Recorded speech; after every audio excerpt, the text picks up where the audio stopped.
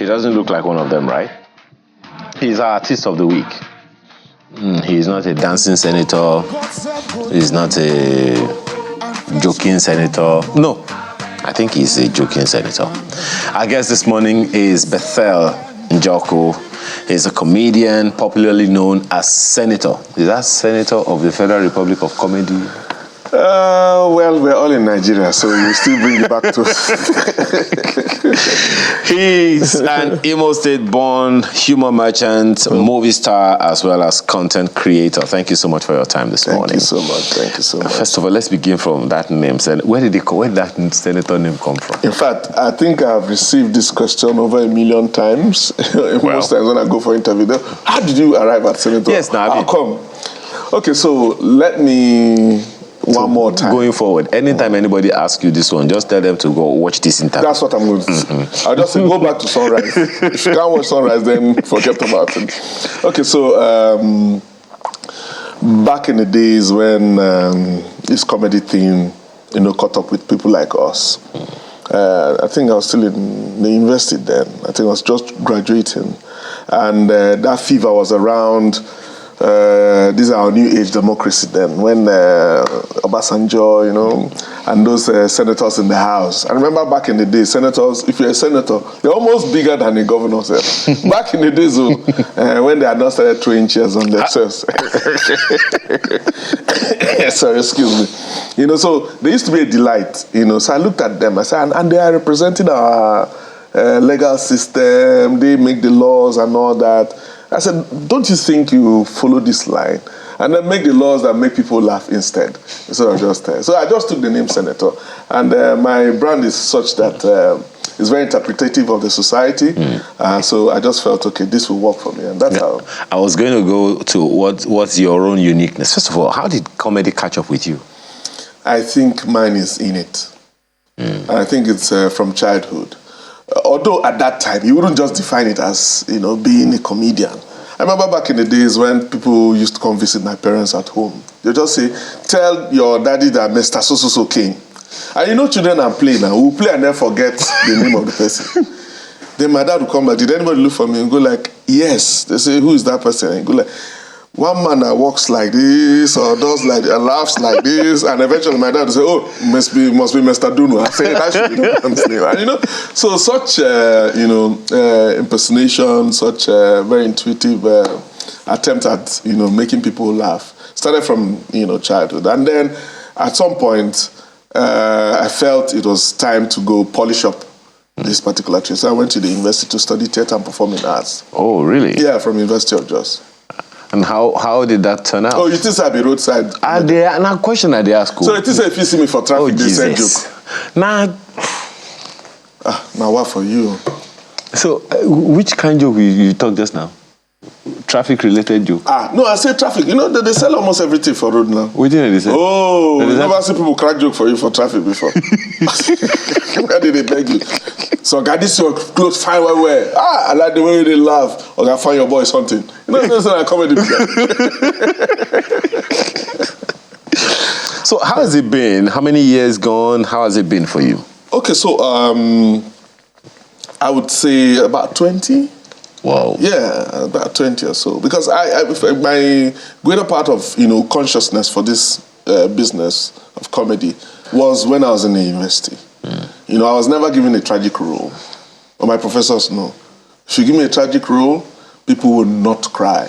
They're wasting your time. They'll end up laughing throughout the whole place. So at that point, one of my lecturers just said, I think you should start going into this because we don't try. We know the fit, convert you and all that. So that consciousness started from there. So all in all, I would say around 20, 21 years. Been doing the business of stand-up comedy and acting. And then again, I think I started being more conscious when I started working on Ray Power back in Jos. I was a pioneer staff of Ray Power back in Jos in 2002, I think, or so. So then we're going to get the consciousness of you talk and people appreciate, people say, oh, we listen to your radio show where you crack jokes and all that. Oh, I was sick, but now I'm better. It's just that I didn't look at it from the pastoral point of view because by now my church for them massive. If I did this express road, I for pick one of this express road. Yeah, Open really? my church. Yes, now, you know, the ones where the express road, I ain't get space now. What would you have called the church? What name would you have given My brother. Don't worry. The spirit will bring the name. You know, Nigerians don't really plan anything. Just come unconsciously. That's hate speech. No, it's not hate speech. Is what? Do you think you wake up just like that? In Nigeria, especially in Lagos, you don't just wake up like that. It's your problem that will wake you up. You just say that you woke up 5 o'clock. So now this time, now they think of this problem. But your industry, even though growing, versatile and all, it's relatively young compared to music, compared to movies, compared to theater, compared to a good number of other, established sectors, so to speak. Stand-up is relatively young. I mean, what would you say has been the trajectory? Because I know, just as you said, you didn't just stumble into it. You wanted to get into it, and you got into it. And you didn't study, veterinary medicine to come into practice arts. So how did it?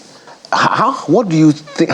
What's your take on the trajectory, the progression of comedy in Nigeria today? Well, I think saying that it's relatively young, I might not just, digest that with you, right? Because I know that there were likes of Baba Salah. There were the likes of Jaguar. Okay. There were the likes of Newman's Cradle, like the 80s and all that. Well, that's comedy, but not stand-up. Yes. That's so, with Nigeria, we almost do like a cocktail of talents. So I wouldn't just want to say, I bring out this one. Some musicians you have today were sometime actors or sometime one thing or the other. You get what I'm saying? So for comedy, I think there were times, we had John Chukwu them and the rest of them. So, but maybe John Chukwu, Agudai. Agudai is still small boy now. I'm talking about Agudai of Radio Nigeria. Yes. Do you get what I'm saying? The Malis and all that. So, but what I think is that we started redefining. That makes it look like it's relatively young. Because I wouldn't want to go into all those era of when you have the court jesters in the Bini Palace, in all those, so when you go to the north, you also have characters like that who run such practices in the palace. But I don't want to go to them. But it is good to at least reference it so people know that exactly the jesters were stand-up comedians of sorts. They were. You see, so all those guys that scream Allah Jazamaninka in the northern, because I was born in the north. I'm also married to a northerner, but I'm Igbo.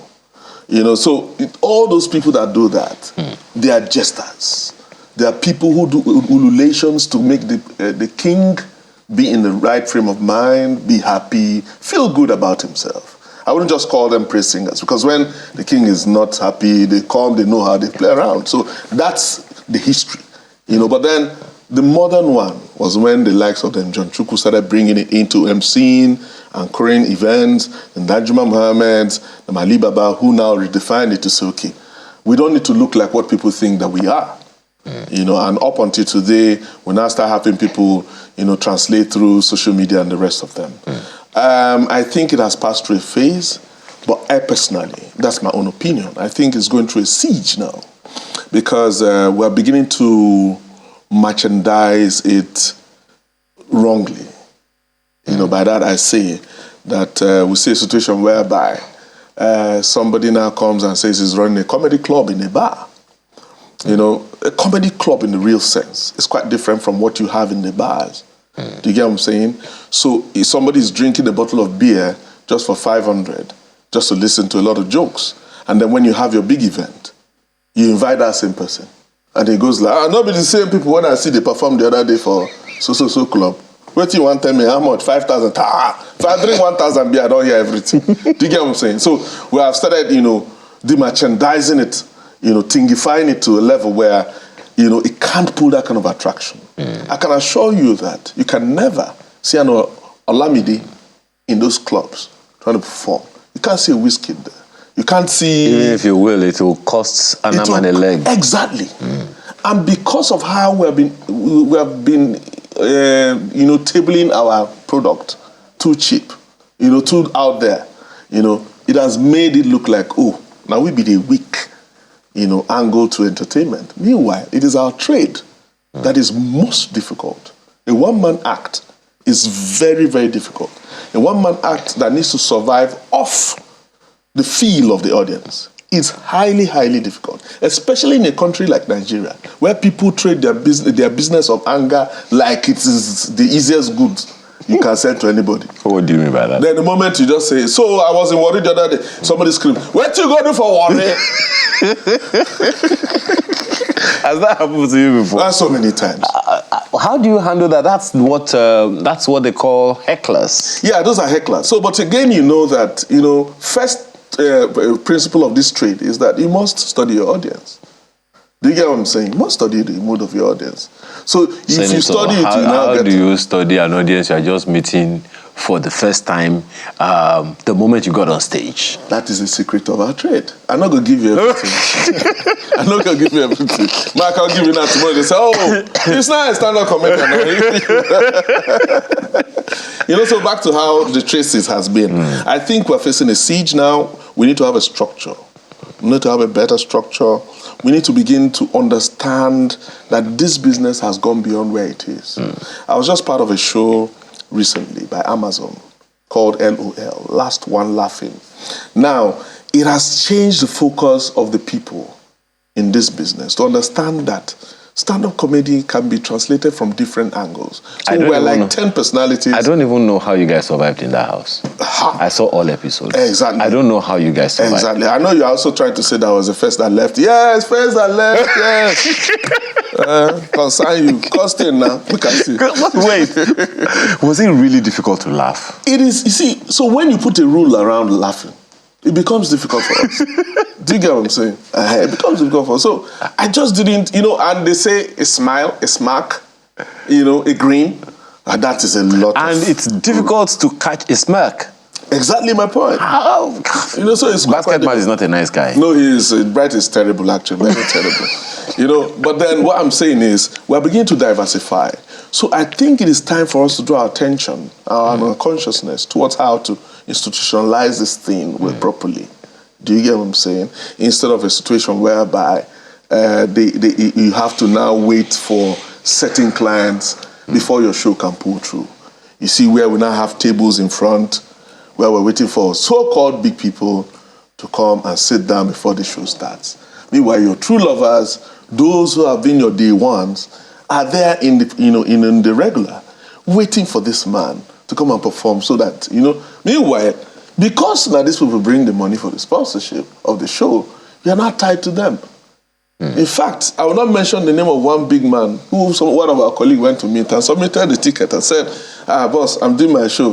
This is my ticket and this is my invite. The man said, nowadays people pay me to come to their show. You can imagine. See, get what I'm saying? So, and then you see... excuse me? Yeah. Do you get what I'm saying? So, Red Hall.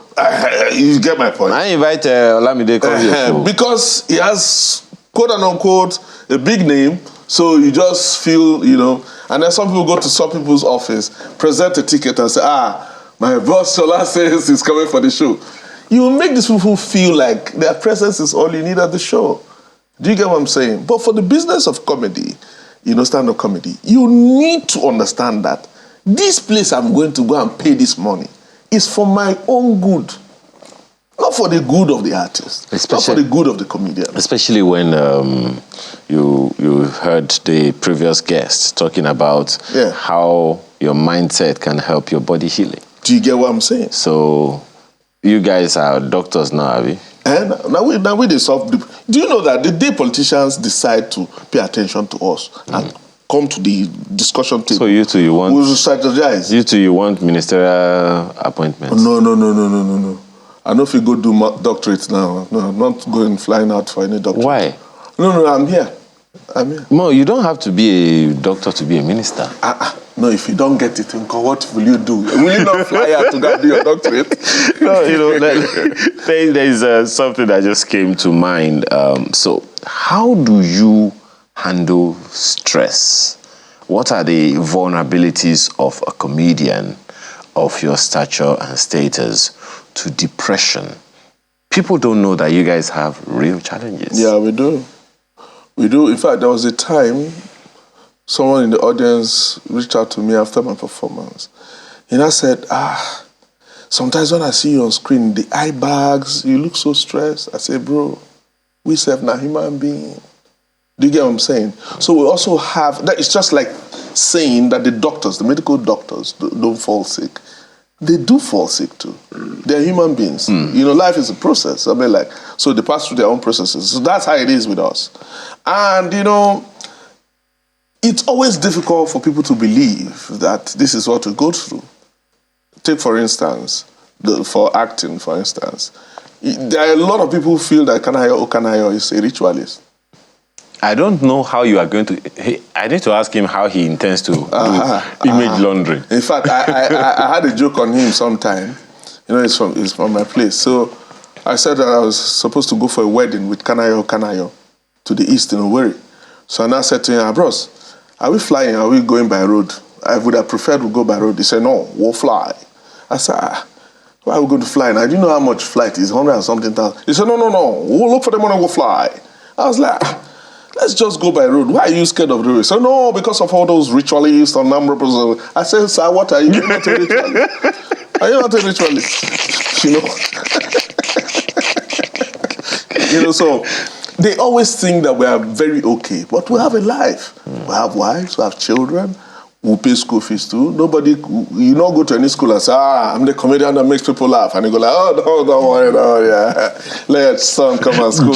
Jokes for tuition. Yes, I remember one time, one of the schools my son attended, and then the principal now met me and said, I would love you to come for our event, to come and perform. I said, you go reduce school fees for my son? You think I'll just come and perform like that? No, now they gave you a bill for the school. Now you say you give them bill. The people they like people if you do bill. Now, you they like person if we want pay school fees. They don't send you school. They don't send you at all. You know, so that's how it is for us. But then again, if you know that you're saddled with the responsibility of making people laugh, it's the passion, the commitment that pulls you through. You know, that's just it. So, what is next from Senator? Well, I just finished the LOL thing, and I'm on Flatmate. You know, so I would have had my UK tour this year, but I don't think any right-thinking person with 1,000 something for one pound. No. We'll go and be doing show there like that. No. How much you want to come make us? Julius Agu was here. You said you watched the interview. He's probably in the UK now on tour. You call the people that is taking to that place if he has paid them money to go to that place. Why are you... I'm just telling you facts. Oh, well, I don't know. You can also do the same thing. You're up to the task. I'm off the task. off. I don't know how those boys intend to get there, but you can interview them when they come back. It's not going to be an easy feat because, you know, the flights are crazy. Yeah. You know, the other day I was trying to ask how much for flight for Virgin to take my family on holiday. So our economy is 1.8 million. One economy. Business class go reach like 4 or 5 million. So, I mean, it doesn't make sense at this time. It does make sense for them. It's business. Yeah, it does. I mean, like, for we to go spend them. But for them, we to collect them. I mean, it will make sense. I mean, if it's worth it for you, I mean... No, I don't think it's worth why? it. You're a senator. You should have collected your own email by now. It should be easy as I enter this place. Was there any siren on it?